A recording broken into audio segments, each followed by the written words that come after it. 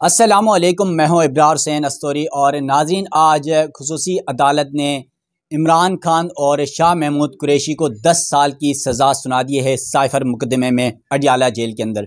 और इस फैसले के बाद अब एक ही टॉपिक इस वक्त ज़ेर बहस है कि इमरान खान की और शाह महमूद कुरैशी की जो सज़ा है वो क्या कानूनी है या नहीं। और इसके अलावा ये भी सवालात उठाए जा रहे हैं कि इसमें जल्दबाजी क्यों की गई। मेरे साथ आज दो गेस्ट मौजूद हैं। एक तो राजा बशाद साहब हैं और दूसरे तैयब बलोच साहब हैं। तैयब बलोच साहब के साथ अक्सर आपको पता है कि मेरे व्लॉग में आते रहते हैं, तो इनके हवाले से बड़ी चीज़ें हैं। तो चलें, जब टॉक चलेगी आगे तो फिर बड़े सवालात भी होंगे, खासतौर पर तैयब बलोच साहब के साथ। तो पहले हम राजा बशाद साहब से पूछने की कोशिश करते हैं। राजा बशाद साहब, आज के इस फैसले को आप किस नज़र से देखते हैं? क्या आपकी नज़र में ये फैसला दुरुस्त है? क्या ये फैसला अब अदालतों में चैलेंज होगा, हाई कोर्ट में होगा, कब होगा, क्या प्रोसेस होगा? बिस्मिल्लाहिर्रहमानिर्रहीम। बहुत शुक्रिया इब्रार स्टोरी साहब। देखिए, यहाँ पर जब इमरान का केस, ज़मानत का केस लगा था सुप्रीम कोर्ट में, तो आप उस कोर्ट रूम नंबर 1 के अंदर मौजूद थे। और जस्टिस मंसूर शाह, जस्टिस सरदार तारक मसूद जो उस बेंच की सरबराही कर रहे थे, और जस्टिस अतर मिनुल्लाह, और जिस तरह साइफर केस की वो बुनियादें और चोलें लाई गई थी जस्टिस मंसूर शाह और जस्टिस अतर मिनुल्लाह की तरफ से, तो मैं समझता था कि इसमें इवन जो एफआईए का प्रोसिक्यूटर है राजा रिजवान अब्बासी, उसने यहाँ पर अदालत के सामने सुप्रीम कोर्ट के कोर्ट रूम नंबर 1 में रोशनों पर खड़े होकर कहा था कि इस केस में ज़्यादा से ज़्यादा 2 साल की सज़ा बनती है। आपको याद होगा, जो उस बेंच के सरबराह हैं जस्टिस सरदार तारक मसूद, उन्होंने एक सवाल पूछा था आज़म खान के हवाले से। उन्होंने कहा था कि क्या आज़म खान का जो बयान लिया गया है वो अल्फिया बयान है, और दूसरा, आज़म खान ने 1 डेढ़ माह के बाद अपना बयान क्यों रिकॉर्ड करवाया? क्या वो शुमाली इलाकाजात की सैर के लिए गया हुआ था? और फिर जो शिक डाली गई थी इसमें 3-5 वो सज़ाए मौत की और उम्र कैद की, तो उस पर वो फैसला जस्टिस मंसूर शाह ने लिखा था। उस फैसले में उन्होंने लिखा था कि कोई ऐसे शवाहिद नहीं मिले कि जिससे दूसरे मुल्कों ममालिक के साथ पाकिस्तान के तल्लुकात ख़राब हों, या कोई ऐसे शवाहिद नहीं मिले कि जिससे मुल्क की सलामियत को ख़तरा इस केस में ज़मानत बनती है। और रही बात जो ट्रायल कोर्ट ने मुझे, जब रात को इसकी हियरिंग हो रही थी, तो मुझे मौलवी मुश्ताक याद आ गया। मैंने फिर कहा कि मैं उस पर वो किताब मैंने निकाली मौलवी मुश्ताक के हवाले से, जो भुट्टो का ट्रायल कर रहा था, और मैंने कहा कि मैं इस पर ट्वीट करूं, लेकिन मैं खामोश हो गया। आपको पता है कि आजकल हम जो है ना वो ज़ेर अताब आए हुए हैं। वैसे राय साहब, आपको भी नोटिस आ गया एफआईए की हाँ, तरफ? जी, जी, मुझे भी नोटिस आ गया, और मेरे गाँव में मेरे जो आबाई घर है वहाँ पर भेजा गया। लेकिन हालाँकि यहाँ इस्लामाबाद में जो मेरा एड्रेस है वो इस्लामाबाद का लिखा हुआ है, लेकिन वहाँ भेजा गया। चलें, कोई बात नहीं है, नोटिस आते रहते हैं। ये हमारे साथ तैयब साहब बैठे हुए हैं, तो एक दिन मुझे इन्होंने कहा कि तुझे नोटिस आएगा, तो मैंने इन्हें कहा था कि मैं सहाफ़त में जो मेरा आइडियल है वो मौलाना ज़फ़र अली ख़ान है, और मौलाना ज़फ़र अली ख़ान की आधी ज़िंदगी रेल में गुज़री, आधी ज़िंदगी जेल में गुज़री। यार, मैं उसका पैरोकार हूँ, मैं डरने वाला कोई नहीं हूँ। चलें, तनकीद करना हमारा हक़ बनता है और करते रहेंगे, करते हैं। और जो उसमें बात कर रहा था मौलवी मुश्ताक की, मौलवी मुश्ताक, शायद तैयब को ये बहुत अच्छे तरीके से वो याद होगा कि क्योंकि भुट्टो के रेफरेंस के हवाले से वो बहुत कुछ जानते भी हैं। भुट्टो केस जो हुआ था, मौलवी मुश्ताक बड़ा मंतक़म मिज़ाज किस्म का मुनसिफ़ था। वो राइटर लिखता है अपनी किताब में कि जब केस की समाअत हो रही थी, उनका ट्रायल हो रहा था, तो अगर भुट्टो को मैं आज भी समझता हूँ कि बड़ा खुददार लीडर था। मैं उसकी जो लीडरी थी भुट्टो की, जो उस कद-काठ का लीडर पाकिस्तान में कोई पैदा नहीं हुआ। ओरियाना फ़लासी एक बहुत बड़ी जर्नलिस्ट होकर गुज़री है। उसने किताब लिखी थी, इंटरव्यू किया था, उसकी किताब का नाम दुनिया के बड़े लीडरों का उसने इंटरव्यू किया था। और 71 में, 74 या 5 में उसने भुट्टो का भी इंटरव्यू किया था। और वो जो 74-5 में भुट्टो ने जो बातें की थी, वो आज सच साबित हो रही है। मैं इस हवाले से मानता हूँ कि भुट्टो बहुत बड़ा विज़नरी लीडर था। और जब वो ट्रायल कोर्ट में जाता था, तो जब कुर्सी पर बैठने की कोशिश करते भुट्टो, तो जो मुश्ताक था, जज था, उन्हें वो धमकाना अंदाज में कहता कि आपको किसने कहा यहाँ बैठने के लिए, आप खड़े हो जाएं। कई दफ़ा वो फाइल उठाकर मेज़ पर पटक देता। बड़ा मंतक़ी मिजाज था। और वही सारी चीज़ें मुझे याद आ रही थी। और जिस तरह तेज़ी से ट्रायल इसका हुआ इमरान खान का रात, यार ऐसा तो कहीं सरे बेज़मीन आइन में होता है। पाकिस्तान में 73 का आइन मौजूद है, और इमरान का हक़ जरा, जो उसका हक़ आइन आपका देता है, कानून आपका देता है, वो ख़त्म करना, ये जब हाई कोर्ट में ये केस आएगा, अपील में आएगा, तो मैं नहीं समझता कि ये केस ठहर सकेगा। जिस तरह सुप्रीम कोर्ट में जस्टिस मंसूर शाह और जस्टिस अतर मिनुल्लाह ने उसकी चोरियाँ लाई हैं, ये केस ज़्यादा देर ठहर नहीं सकेगा। इस केस का आखिर वही होगा जो तोशा खाना वाला आखिर हुआ था। आपको पता है कि ख्वाजा हारिस यहाँ मौजूद थे। सुप्रीम कोर्ट में उस दिन जब वो वापस गए जज के सामने पेश होने के, अपने दलाल देने के लिए, तो पता चला कि वो जजमेंट सुना दी गई है, और ऐसा ही हुआ आज। यकीनन राय साहब, आपने तो अपनी राय जो आप बेहतर समझते थे और फिर सुप्रीम कोर्ट में जो कुछ हुआ वो सामने रखा। तैयब बलोच हमारे साथ मौजूद हैं और तैयब बलोच को तो ये भी एजाज़ हासिल है कि अडियाला जेल में इमरान खान या शाह महमूद कुरैशी का जो साइफर केस में मुकदमा चल रहा था उस पर 3 से 4 समातें कवर करने का भी मौका मिला है। एक दफ़ा पहले भी मैंने इंटरव्यू किया था और उस पर इनसे ये सवालात भी मैंने किए थे कि आपने इमरान खान को वहाँ पर कैसे पाया। तो इनका ये कहना था कि जब से जुर्म आयद हुई है इमरान खान टूट चुके हैं, लेकिन उसके बाद भी कई साफ़ी जो अडियाला जेल में कवर करते हैं उनसे भी हमने इंटरव्यूज़ किए, लेकिन उनके ख्यालात कुछ मुख्तलिफ थे। तो तैयब बलोच साहब, आज की सज़ा और 4 मुकदमात में आपने जाके खुद कवर भी किया, तो इसको किस नज़र से देखते हैं? देखें, पहली बात है, मैं जो आपने कहा कि इमरान खान टूट चुके हैं, वो मुझ पे तो मैं आज भी कायम हूँ। बहरहाल बातें परसेप्शन जो भी बनाई जाए वो डिफरेंट है। मैंने उनको खुद देखा था। अगर वो टूट ना चुके होते या परेशान, मैंने ये कहा था परेशान है, फिजिकली वो बेहतरीन है, फिट है, बिल्कुल, ये बात उस ठीक, दिन भी आपने उस की दिन थी। भी कही थी। तो अगर वो परेशान ना होते तो वो फाइलें उठा के क्यों मारते? ठीक है, वो उनका एटीट्यूड, बिहेवियर ये तो नज़र आ रहा है कि जो उन्होंने फाइलें उठा के तो वो डिफेंस कौंसल पे मारी या दीवार पे पटकी, ठीक है ना, तो वो उनकी परेशानी और वो जो दिमागी इज़्तिराब है वो उसका ही यहाँ से वो चीज़ नज़र आ रही है ना। ये तो चीज़ रिपोर्टेड हो चुकी है ना, तो इसी वजह से मैं उस बात पे आज भी कायल हूँ। और वो उसका खुद पाकिस्तान के लोगों ने वो देख भी लिया कि उनका कितना डिफेंसिव रवैया कितना जारहाना है। कोई बाशऊर इंसान इस टाइप की वो नहीं करता, एटीट्यूड शो नहीं करता, ठीक है। वो कहीं ना कहीं उनको दिमाग के माइंड में कुछ ना कुछ उसके ऐसे चीज़ें हैं जिसने उनको फोर्स अच्छा, तो किया। आज के फैसले से आप मुतमईन हैं? देखिए, मैं मेरे इत्मीनान से या मेरे मुतमिन होने से या ना होने से तो कुछ नहीं होता। ये चीज़ें लीगली हैं, कानूनी हैं, कॉन्स्टिट्यूशनली हैं, ठीक है। अब उस पे जो सज़ा हुई उस पे तो यही है कि सज़ाएँ ये बनती भी थी। सज़ाएँ बल्कि ख़ुद तहरीक इंसाफ़ के वकला ये चीज़ कह रहे थे कि हमें तो लगता है कि शायद उनको सज़ाए मौत ना हो जाए। और हमारे अब भी कुछ दोस्त ऐसे हैं जो शायद कहीं पे बैठे जो है वो दिल में ये अरमान लिए बैठे हैं कि खान को सज़ाए मौत क्यों नहीं हुई, ठीक है। ये वाक़ई है। तो सज़ाए मौत हो नहीं सकी। अच्छा, कुछ लोग थे जो उसको भुट्टो बनाने के चक्कर में थे, वो भी उनकी बात पूरी नहीं हुई। उनको पता है कि भुट्टो के लिए डोमिसाइल भी एक बड़ा मैटर करता है, ठीक है। वो सिंध का डोमिसाइल था, इसका डोमिसाइल डिफरेंट है, तो इस वजह से देखें। इसका डोमिसाइल किधर, केपी का है? नहीं नहीं, इसका डोमिसाइल कहाँ लाहौर केपी का, का है? जमान पार्क लाहौर लाहौर का। का यार, तख्ते लाहौर का उसका डोमिसाइल है। आपने ये तो बेचारे केपी के वालों से भी ज्यादती हुई कि एक पंजाबी बंदे को उठा के तो केपी के पठानों का लीडर बना दिया। ये उन बेचारों के इससे बड़ा तैयब जुल्म बलोच क्या साहब, होगा? आप तो वैसे जुल्फ़िकार अली भुट्टो के जो फांसी थी उस सज़ा को आप तो अदालती कत्ल करार देते रहे। माजी में जितने हमने इंटरव्यूज़ किए आपसे, जब भी बातचीत होती रही है, फिर उसके बाद नवाज शरीफ के साथ क्या हुआ इलेक्शन से कबल, और आज भी एक 8 दिन रह गए इलेक्शन को। इलेक्शन से कबल एक और वज़ीर आज़म, साबिक वज़ीर आज़म को जो है वो सज़ा सुनाई गई, उसे इलेक्शन से बाहर कर दिया गया। तो क्या इस तसलसल को आप मुनासिब समझते हैं? देखिए, बात बहुत सादा सी है और बात बड़ी वाज़ेह है। मुझे ये बताएं, भुट्टो शहीद को अदालती कत्ल किया गया, सबके सामने है। अगर हमारे इस दोस्त ने भी जो है ना, राजा बिशारा साहब ने भी भुट्टो केस की रेफरेंस दिया। लोग कहीं ना कहीं मिलाने की कोशिश भी कर रहे हैं। मैं आपसे एक सवाल पूछता हूँ, भी ना मुझे जर्नलिस्ट बताएं।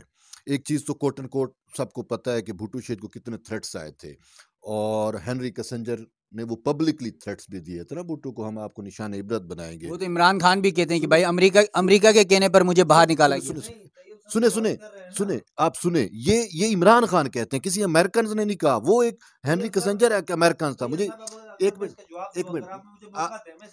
भुट्टो, मुझे आप ये बताएं, भुट्टो शहीद को कितने सैफर आए होंगे? आज तक एक सैफर पाकिस्तान की 75-76 साल तारीख में, दुनिया की किसी भी मुहज़्ज़ब दुनिया की तारीख में, किसी भी मुल्क की तारीख में ये सैफर रूटीन होती हैं। थ्रेटनिंग सैफर भी आते होंगे, प्यार मोहब्बत नहीं, वाले पहले तो पीडीएम कह रही आज थी। तक दुनिया में कभी कहीं कोई सैफर पब्लिक नहीं हुआ। ये कैसे हो गया? सैफर आप पे आज तक तैयब सियासत साहब, में वैसे सॉरी आपकी बात काट रहा हूँ, यही पीडीएम हो गया रियासती सर राजदारी के जी। साथ तैयब साहब, दगा अब किया बात गया। तो सुन लें, यही साइफर के मामले पे जब पीडीएम हुकूमत में थी तो इनके अपने वज़रा कहते थे ये तो साइफर था ही नहीं, ये तो एक कागज़ लगा के इमरान खान ने जो है पब्लिक को बेवकूफ़ बनाया, और आज उसको आपने साइफर साबित कर दिया। देखिए मेरी बात सुनिए, साइफर था वो मुझे नहीं पता तो जिन्होंने आपके वज़रा कह रहे थे पीडीएम के, मेरे वज़रा कौन से थे? मैं पीडीएम के। ना मेरी पीपल्स पार्टी है ना मेरी नून लीग है सर ना आपके ऊपर पीपल्स पार्टी का टैग भी है। टैग आप किसी का भी मेरे ऊपर लगा दें, दुनिया का आपकी मर्जी, आप जो भी टैग लगाए। बात ये है कि मैं एक इंडिविजुअल हूँ, मैं किसी पॉलिटिकल पार्टी का ना हेड हूँ ना सरबराह हूँ। चलो टैग आप लगा भी दे, ठीक है ना, तो मेरे कोई वजीर हो नहीं सकते, ठीक है ना। हाँ आपकी पार्टी के वजीर तो हैं। नहीं, मेरी पार्टी के नहीं है, पाकिस्तान वो मुल्क के वजीर हो सकते, आपके वो मुल्क के वजीर हो सकते होंगे, मेरे इंडिविजुअली कोई वजीर नहीं है, ना मेरा इन वजीरों से इनसे कोई लेना देना है, ना मैं कोई पॉलिटिकल पार्टी रन कर रहा हूँ, ठीक है। तो मैं एक इंडिविजुअल जर्नलिस्ट हूँ, तो मैं उस पर अपनी ये राय दे सकता हूँ कि वो उनकी अपनी इंडिविजुअल राय होगी, और अगर उन्हें वज़रा ने भी दी होगी तो वो इंडिविजुअल राय होगी। साइफर से इनकार कोई नहीं कर सकता। साइफर एक हकीकत था, साइफर आया, और ख़ुद खान के भी और ख़ुद नेशनल सिक्योरिटी के जो एलामिये भी हुए, जो चीज़ें हुई, तो जो हुकूमत पाकिस्तान का रिकॉर्ड देखो, हम जर्नलिस्ट है ना, तो हम फैक्चुअल बात करते हैं, किसी के कहने पे नहीं कि साइफर तो हर जगह पे रिकॉर्डेड है ना कि साइफर था, ठीक है। अब मैटर ये डिफरेंट है कि साइफर में थ्रेट था नहीं था, वो एक अलग मैटर है, वो ना आपने देखा ना मैंने देखा ना राजा साहब ने देखा। हाँ वही ठीक है, नेशनल सिक्योरिटी काउंसिल में कहा गया था ना यार, कहा गया वो अच्छा मैं जो तैयब ये तो सैफर ही जुटला रहे थे। अच्छा तैयब साहब आपकी इस बात को जरा रोकते हैं। राय साहब कुछ कहना चाह रहे हैं कि राय साहब वैसे तैयब बलोच साहब की इन बातों से आप इत्तेफाक करते हैं? नहीं, उनका मैं इत्तेफाक तो नहीं करता, इख्तलाफ करता हूँ, मेरा ये हक भी है। मैं इनकी राय का एहतराम ज़रूर करता हूँ, और करना भी चाहिए एहतराम एक पढ़े लिखे इंसान को, जर्नलिस्ट को। जो बात की ना तैयब साहब ने कि भुट्टो को थ्रेट्स आई थी, इसमें भुट्टो को बिल्कुल ब्रिगेडियर तिरमिज़ी ने अपनी किताब में लिखा है, जो असास अदारे उसने उसकी किताब है, उसमें लिखा जिक्र किया है अपनी किताब में कि उसको हेनरी किसिंजर ने थ्रेट्स दी, इसको दो राय नहीं है। जो बात इन्होंने की ना कि इमरान खान को थ्रेट नहीं थे? इमरान खान को थ्रेट्स थे, क्यों नहीं थे जी? अगर उस वक्त भुट्टो को थ्रेट्स आई थी तो बाद में मोरख ने ये चीज़ लिखी और साबित हुआ उसको थ्रेट्स थे भुट्टो को। और आज इमरान खान अगर ये बात कर रहा है ना, वो डोनाल्ड लू की बात कर रहे हैं जी, डोनाल्ड लू की बात कर रहे हैं। मैं यही कह रहा हूँ ना कि वो आज अगर इमरान खान ये बात कर रहे हैं तो आने वाला मोरख ये ज़रूर लिखेगा, तारीख में ज़रूर लिखेगा, जब तारीख को खंगालेगा, इस राज को, इस अश्कार को जानने, इस राज को जानने की कोशिश करेगा, तो वो अश्कार करेगा, लिखेगा कि इमरान खान को थ्रेट्स थी। जो बात की ना इन्होंने इमरान खान के हवाले से कि वो मैं परेशान ज़रूर है। अब मुझे बताएं, आज इमरान खान को, आज तैयब साहब वहाँ पर नहीं थे, आज बिल्कुल साफियों से बात भी हुई है। हाँ, अब देखिए रात को वो बंदा आया, जब अदालत में रात को पेश हुआ, उसने कहा जी लगाए मेरी हाजिरी, लगा दी हाजिरी। उसने कहा मुझे पता है मैच फिक्स है, हंसता हुआ वो वापस आया, चला गया। जिस तरह आज सजा उसे सुनाई गई, यहाँ पर ऐसे लीडर भी गुजरे हैं जिन्होंने कहा कि मेरे पेट में दर्द है, जिन्होंने कहा कि मेरी प्लेटलेट्स गिर गई हैं, जिन्होंने कहा मेरे सीने में दर्द है, आके पिम्स में कोई इनकलाब, एक बंदे को इनकलाब आया, वो बख्शूस समेत ऐसे इनकलाब के साथ भागा, जद्दा से जाकर उसने पीछे मुड़कर देखा, और एक बंदे फिर उसने कहा मेरी प्लेटलेट्स गिर गई, वो चला गया। लेकिन ये बात याद रखे, मैं यहाँ पर कंडीशन कर रहा हूँ, अगर इमरान खान कंप्रोमाइज़ ना हुआ ना, तो मोरख ये ज़रूर लिखेगा कि वो असर रवां का मंडेला है, वो असर रवां का इब्राहिम लिंकन है, वो असर रवां का मार्टिन लूथर किंग है। इन्होंने कहा कि वो परेशान है। अब मुझे बताएं, आज उसे सज़ा सुनाई गई तो उसके बाद जो पत्रकार है, अदालती पत्रकार जो साफ़ी है, वो गए और कहा खान साहब आपको सज़ा सुना दी गई, इस पर आप क्या कहेंगे? वो अच्छा, मेरी तरह अगर कोई बंदा होता ना तो नर्वस ज़रूर होता, या मेरी टांगें काँप रही होती, मेरी काँपे टांग रही होती, लेकिन वो हंसा, मुस्कुराया, और उसने कहा, जो उसने कहा ना वो जुमला सुनने वाला, उसने कहा कि मैं कौम को कहता हूँ कि 8 फरवरी को बाहर निकलें और वोट दें। ये बात को वोट दे, क्या तीर को वोट दे। देखिए वैसे तैयब साहब आप आपकी मोहब्बत पीपल्स पार्टी से खुल के नजर आ रही की बात नहीं है। इन लाइटर मोड देखें, इस टाइम कौमी मंजरनामे से पॉलिटिकल बात कर रहा हूँ, कौमी मंजरनामे पे अगर तहरीक इंसाफ के वोटर्स और वर्कर्स, उनका मुकाबला है, कंपटीशन है शेर से। अगर वो शेर को शिकस्त देना चाहते हैं तो वो तीर से शेर का शिकार कर सकते हैं, उन बेचारों के पास बल्ला नहीं रहा। ये मेरी हमदर्दियां उनके साथ, मैं इसी वजह से कहूंगा भी सही कि अगर आपने शेर का शिकार करना है तो तीर शेर का शिकार कर लेगा। बल्ले वाले तो कहते हैं कि हमने तीर के साथ साथ शेर का दोनों का शिकार करना है, तो वो फिर करते रहे, वो फिर ऐसा ही है कि वो खुद ही शिकार होते रहेंगे। ये तो बिलावल भुट्टो जरदारी ने भी कहा कि भाई ये देखें, ये एक बात है, मैं पॉलिटिकली बात कर रहा हूँ, कौमी मंजरनामे पे इस केस से जुड़ी हुई नहीं है। ये 8 फरवरी की मुनासबत से कि देखें उनका ट्रैक रिकॉर्ड है पीपल्स पार्टी का कि वो पॉलिटिकल रिवेंज पे यकीन नहीं रखते। ये बिलावल बार बार कह रहा है मैं सियासी इंतकाम बदला। हाँ, यो भी याद है जरदारी फिर साहब ये ने एक इमरान बात खान की के थी। साथ ये सब कुछ हो रहा है, पाकिस्तान तहरीक इंसाफ से हो रहा है, इस पर फिर बिलावल साहब खामोश क्यों हैं? एक मिनट, बिलावल ने एक मिनट बिलावल एक मिनट बिलावल ने बरमला कहा था, बिलावल ने बरमला कहा था कि तहरीक इंसाफ वालों को कि दुआ करो कि हुकूमत जो है वो नून लीग की ना बने, अगर इनकी बन गई तो फिर आपके साथ ये होगा। अब भी आपको पता है कि ये निगरान सेटअप भी है, तो इसमें मोस्टली नून लीग का इन्फ्लुएंस है, नून लीग के लोग बैठे हुए हैं, सारी उनकी सपोर्ट। 16 माह तो पीपल्स पार्टी ने भी सहूलतकारी की, पीडीएम की। देखें उसका जरदारी साहब ने कल जवाब दे दिया। उसने कहा कि देखें दूर के ढोल सुहाने होते हैं, हमने इनको आजमाया, जरूर आजमाया। उसने कहा उनकी वजह से हमें बातें सुननी पड़ रही हैं, वो पास नहीं हो सके, वो फेल हो गए, तो इसी वजह से उन्होंने कहा कि अब आइंदा हम इनके साथ नहीं जाएंगे, आइंदा वो पिछले 35 साल से क्या जरदारी साहब को आइडिया नहीं था कि 45-40 साल से दोनों मिलकर हुकूमत कर रहे हैं, तो उस पर अंदाजा नहीं था कि ये चल सकते? दोनों मिलके तो नहीं कर रहे थे, मिलके नहीं कर रहे थे, हुकूमतें तो देखी थी, 3 हुकूमतें तो देखी थी। देखो 3 हुकूमतें देखी थी, तो जरदारी साहब तो शुरू से दिन से या पीपल्स पार्टी इन्हीं के मद्दे मुकाबल है, जिनके मद्दे मुकाबल वो आज आ चुकी है। फिर 16 महीने इकट्ठे होके मिलके 16 महीने अगर वो इकट्ठे हुए हैं, देखिए 16 महीने वो इकट्ठे हुए हैं, तो वो बात बकौल जरदारी मैं उससे बड़ी बात नहीं कर सकता। उन्होंने कह दिया कि दूर के ढोल सुहाने हम। अच्छा वो क्या है, अब शहबाज शरीफ का एक हवा क्रिएट किया गया था ना कि शहबाज स्पीड ये कर देता है, वो कर देता है। जरदारी साहब ने कहा वो तो हमें भी पता है कि सुबह 8 बजे उठता है और वो कंटिन्यूस चलता ही रहता है, लेकिन कारकर्दगी इसी फिर है। उसने कहा हम भी इसी चीज में मारे गए थे, जो हवा क्रिएट किया गया था शहबाज शरीफ पे पंजाब में, इसने इनकलाब बरपे कर दिया। हमने कहा चलो इसको भी आजमा लेते हैं। अगर 35 साल बाद भी आपने 35 साल बाद भी आप अगर नून लीग या नवाज शरीफ या शहबाज शरीफ को नहीं समझ सकें, जरदारी साहब जिसको आप मुफाहमत का बादशाह कहते हैं, तो फिर कब समझेंगे? इंसान है ना, इंसान भी खुद नाकाबिल समझ है। इंसान अपने आप को नहीं समझ सकता तो दूसरा इंसान कैसे थी। चले तैयब साहब, ये तो हम आ रहे हैं सैफर केस के ऊपर। देखिए ये जो मैटर हुआ है ना, इसमें एक चीज़ तो सेंसिटिविटी तो है।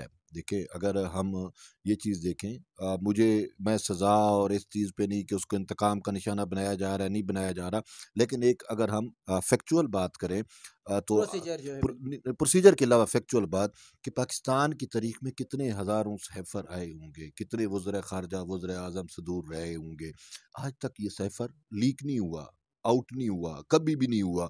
हमने एटम बम भी बनाया, हमें वो भी थ्रेट्स आई, हमें बहुत सारी थ्रेट्स आती रही, वो आपको पत्थर के दौर में धकेल देंगे, इस टाइप की भी थ्रेट्स थी, लेकिन वो कभी इस टाइप की चीज़ें पब्लिक नहीं हुई। ठीक है, ये चीज़ पब्लिक हुई, इसकी सेंसिटिविटी तो ज़रूर है, ये संजीदा मैटर इंतहाई ज़रूर है। अब उसके बाद उसी चीज़ पे यहाँ पे सुप्रीम कोर्ट के उन जजेस ने, अब हमें नहीं पता कि वो जजेस भी अपने आप को मुख्तार वो कुल समझ लेते हैं, अकले कुल समझ लेते हैं, सॉरी, कि भाई सैफर था, सैफर डिकोड हुआ या सैफर पब्लिक हुआ। बात यह है कि आप दुनिया में, मैं ये मिसाल बुझेंगे जर्नलिस्ट में कि यार मुझे दुनिया में कहीं कोई ऐसी एग्जांपल, अतर मिनल्ला साहब की बातें आपको याद हैं? अतर साइफर के हवाले से अतर मिनल्ला उन्होंने आपको अगर याद हो तो साइफर के हवाले से अतर मिनल्ला साहब ने कहा था कि अगर इस साइफर से नुकसान हुआ है तो पाकिस्तान का तो नहीं, हाँ बैरूनी कुव्वतों को नुकसान हुआ है। बात यह कि अतर मिनल्ला साहब को तो ऐसे रिमार्क्स देने ही नहीं चाहिए थे।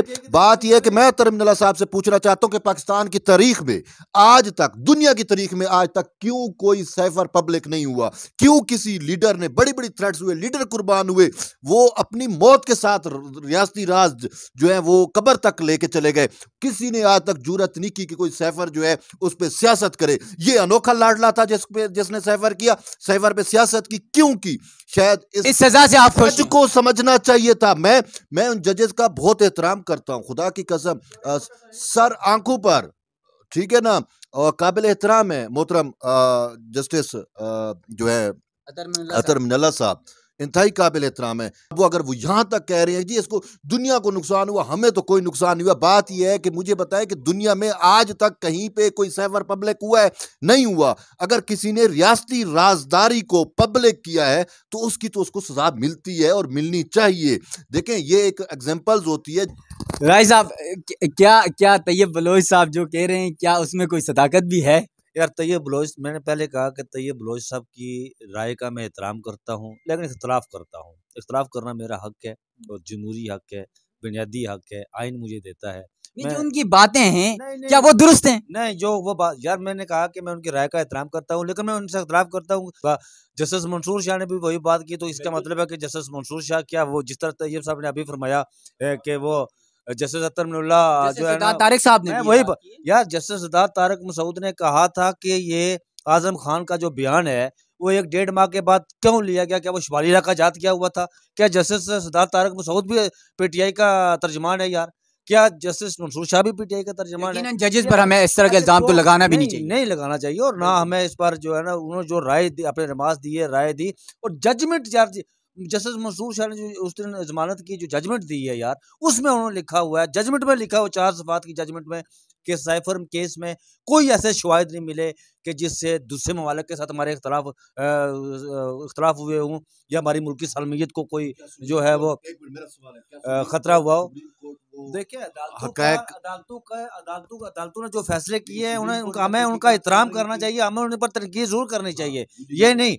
अब देखिए, भुट्टो के साथ जो हुआ था ना, हम आज भी उस मौलवी मुश्ताक के फैसले को, हम आज भी उसे जो है ना, उस पर कंडेम करते हैं, उस पर तनकीद करते हैं। मुझे ये बताएं, जिस तरह इन्होंने कहा कि फलां ने ये कहा था, यार यहाँ पर ये, अब इसकी टाइमिंग देखें यार, टाइमिंग असल देखें। असल असल थोड़ा सा इशू ये टाइमिंग के ऊपर भी है, क्योंकि इंतखाबात के लिए 8 दिन रह गए और फिर इस 2018 में, वक्त मेरी बात सुन, 2018 में मियां नवाज शरीफ के साथ क्या हुआ था? हमारा बहुत बड़ा अलमिया है, पाकिस्तान की 75 साल सियासी तारीख का अलमिया। मैं कहता हूँ कि जब तक ये सियासतदान आपस में एक मेज पर नहीं बैठेंगे, ये इसी तरह जूते खाते रहेंगे यार। वो पीपल्स पार्टी हो, वो पीटीआई हो, वो नून लीग हो, ये इनको इस्तेमाल करते हैं और टिश्यू पेपर की तरह उठाकर फेंक देते हैं। इन्हें मिल कर बैठना चाहिए कि जो लोग हमें इस्तेमाल कर रहे हैं, आइन से बाहर निकल कर खेल रहे हैं, हम उन्हें जो है ना, वो अपनी डोमेन के अंदर लेकर जाएं। ये इनको सीखना चाहिए सबक। यही हम आज इमरान वो खान को इस्तेमाल हो रहा कहते है, थे जब खान कल वो साहब इस्तेमाल हुए थे, जब खान आज साहब वो इस्तेमाल हो रहे बिल्कुल हैं। जब खान साहब हुकूमत में थे, यही हम उस टाइम भी उनको कहते थे। वो कहते थे मैं दहशत गर्दों के साथ तो बैठ सकता हूँ, सियासतदानों के साथ नहीं बैठ सकता। और अब मैं उसका अगली बात कहूँगा, यही बात आजकल हम नवाज शरीफ को फिर से कहना चाह रहा हूँ। मैं राजा बशारत साहब की बात को ओन करता हूँ कि इस टाइम लाडला प्लस लाडला प्रो जो भी कहे वो नवाज शरीफ बना हुआ है। नवाज शरीफ को चाहिए कि देखें आपके साथ जो कुछ माजी में हो चुका है, आपको उन चीज़ों से सीखना चाहिए। और ये नहीं है कि आप सारा कुछ ही उन्हीं को दान कर दें। और अनफॉर्चुनेटली ये हमारी वैसे पॉलिटिकली उसमें देखें, मुझे बहुत अफसोस से कहना पड़ रहा है कि मियाँ साहब जो है ये इलेक्शन ना ही अपने पार्टी से लड़ रहे हैं, ना अपने पार्टी के नज़रिए से लड़ रहे हैं। वो ये कह सिलेक्शन कमेटी के ज़रिए ही वो इलेक्शन लड़ रहे हैं और दूसरों को कहते हैं कि स्पेस ही ना दी अब जाए। देखिए ये तो ये मना सब नहीं ये है। क्या हुआ, यहाँ पर ये कहा गया, अगर वो अगर बात करें ना यार, तो यहाँ पर ये कहा गया कि तराजू के दानों पलड़े बराबर हो। अब तराजू के पलड़े जरूर बराबर नहीं हुए, आप तो भाग गए थे ना, वो खड़ा रहा यहाँ पे, जो भी हुआ, जब्बर फाशिज्म सबका मुकाबला किया उसने।